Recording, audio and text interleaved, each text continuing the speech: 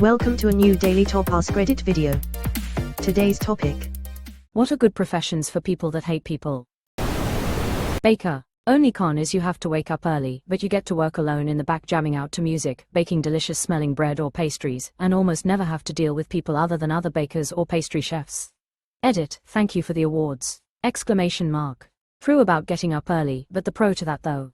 Your work day is done by noon, 2 at the latest. Then off to bed at 7 p.m. Lighthouse keepers. That's a bright idea. Dimwits need not apply. A morgue doctor. She told me herself she chose that type of doctoring because she couldn't stand people. Not disagreeing, but that's a lot of schooling to avoid people. Currently Googling how to get this job. You can become a mortician, have the same exact customers, but way less schooling. CEO of a healthcare company.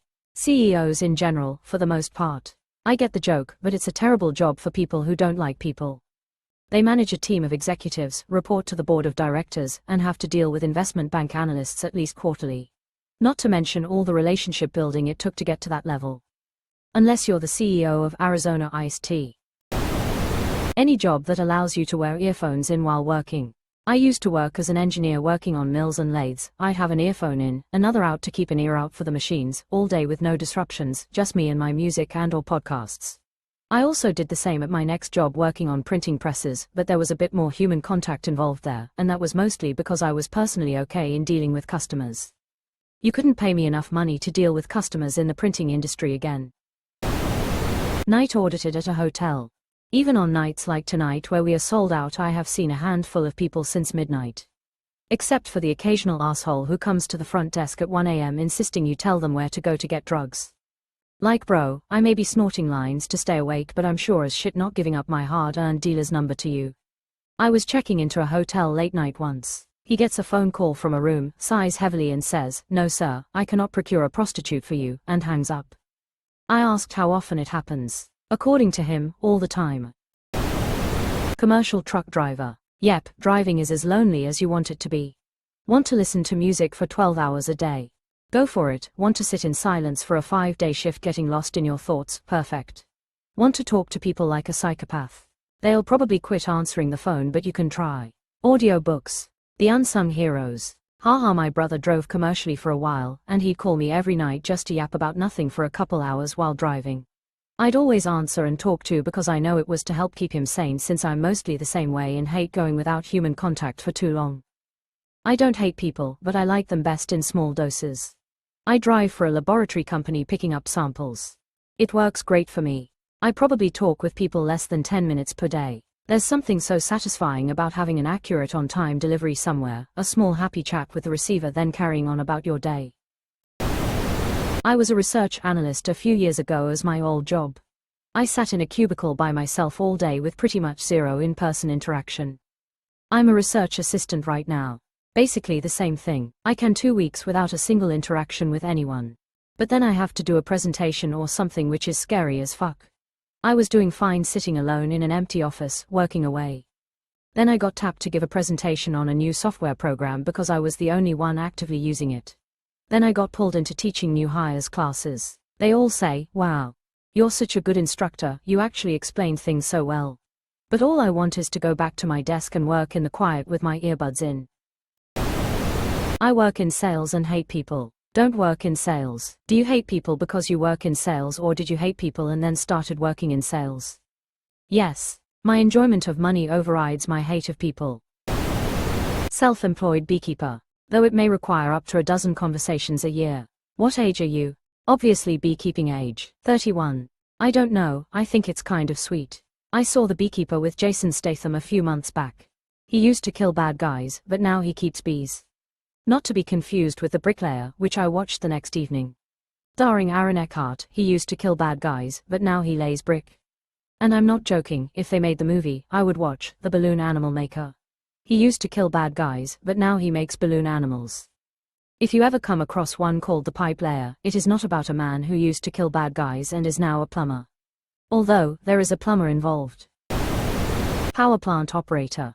Most of it is sitting in a room at a control panel that auto-fixes itself 99% of the time. Homer, where's the any key? Radiologist. Sit comfortably in a darkened room all day by yourself with the occasional physician question regarding your read on a scan or brief phone call to relay a critical result. The journey there involves working with a lot of people lol. Also, at least in the UK, it takes 12 years to become a radiologist, 5 years med school, 2 years foundation doctor, 5 years radiology training. That is a long time with a lot of exams and lots of competition and lots of odd shift patterns and long shifts. Maybe not the most feasible unless you're reading this as a teenager. Edit, 5 years radiology training, not 5. Thanks you, rebuff my pylon. I'm going back to school to be a laboratory technician and the professor told us this year that this is a bad job for people who want to be social and have a lot of patient interaction. I felt so seen, all I want to do is run tests and not deal with people other than coworkers. Removed. I once worked with a guy for 3 years and never learned his name. Best friend I ever had. We still never talk sometimes. Ron Swanson. And Sundays are for picking stones and getting hammered. Working with machines, get into trades. You'll still have to deal with people, but the interactions will be much less. But the people you will interact with can be interesting. I say this as a tradesperson. I know a guy in the trades industry who refuses to use any kind of technology because he thinks the government is watching him specifically. He exclusively pays people by check and communicates by writing letters. Surgical cleaning tech. You just clean blood and stuff off of instruments. No customer service required. Just doing a lot of work there. I'm more concerned with, and stuff, lol. I was a sterile processing tech for 2 years and just cleaned instruments all day and listened to music. Nobody wants to go into decam unless they had to, but I loved it. Locomotive engineer. I'm an introvert. I enjoy being locked away in my locomotive, operating my train while the conductor deals with the NPCs in the back. Earphones in, shirt off, shoveling coal. Brilliant fucking life. Edit, yes I know we don't shovel coal to make trains run in 2024, it was a joke. Unfortunately, my trains are electric or diesel and pretty boring to run. But it is brilliant because you get to be alone, rolling on the floor laughing. Night security guard. Edit, I am not a night security guard, but I suspect someone in this role would have a chill-ass time not interacting with the public, e.g. a night shift would have far less interaction than a daytime front desk security in a busy office building. Fellow guard here, and I confirm. I wear a uniform, but I basically sit and watch cameras. No one else in the building for a majority of my shift. I listen to podcasts and work on my D&D game, and get paid to do it, so long as I acknowledge whatever trips the motion sensors. Mostly just trees in the wind. Sometimes rain or animals. I worked overnights during summers in college guarding an abandoned factory and it was pure hell. I watched the entirety of Suits, the entirety of Psych, 5 seasons of The Walking Dead, and dozens of movies. Eventually near the end of my time there I would rather sit in silence than watch anything else. I would purposely drag out my patrol rounds to make them last as long as possible, and even then they only lasted about 20 minutes before I was back at my post. I did that job mid-May through mid-August 5 nights a week for 10 hours a night for 3 summers.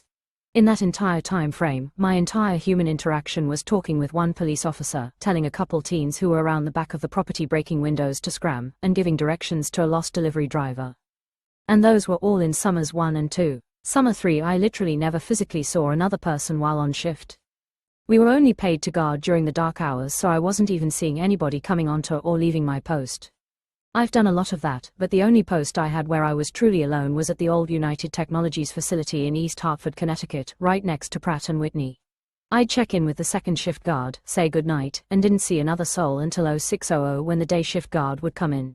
It was a huge facility, with over a dozen buildings, and included business, engineering, fabrication, R&D, which was freaking awesome, a dining facility, and a defunct wind tunnel. It was the only security job I had where I liked going on patrol. Ever have any incidents, or was it smooth sailing the whole time? Depends on where you work. Pick the wrong place and you might have to deal with cowboys, Roman soldiers, former presidents, and who knows what other people. Or an abandoned pizza place. Do possessed animatronics count as people? Can confirm. Worked as a security guard for a huge distribution center under construction. Was thoroughly freaked out by a skunk who showed up every night to rummage through leftover food workers left lying around. Made peace with the skunk and he became almost tame. Skunks don't like loud noises or sudden movements. Friend of mine went to med school and realized that she hated people, and patients in particular, when she was about halfway through uni. Decided to go for pathology, moved to a house in the woods after graduation and now works as a remote pathologist checking samples and pictures of samples without ever seeing a patient. Win-win if you ask me. Pathology always seemed like one of the nicest doctor specialties. That and anesthesiology. Anesthesiology sounds great, until the dreaded redhead comes in. I run my own business and a large portion of what I do is pressure washing. I do have to speak with people to quote and sell, but once that pressure washer turns on I guarantee no one will bother you. Right, but on the downside, that sounds like a high pressure job. You usually clean up. But, if things go wrong, you can get hosed. HR, apparently. No HR love people, but the people they love are senior management and shareholders. Everyone else are not people. HR exists for one reason, to keep the company from getting sued. HR are not there to help employees. They are there to represent the interests of the business. I love HR professionals because I'm a plaintiff-side employment lawyer and their fuck-ups are my primary source of revenue. They think they're lawyers till a lawyer shows up. My company had a pretty radical HR director that actually did care about employees, made lots of positive changes, the culture and atmosphere really improved, she was wonderful. Then we got a new CEO, and that bitch fired her.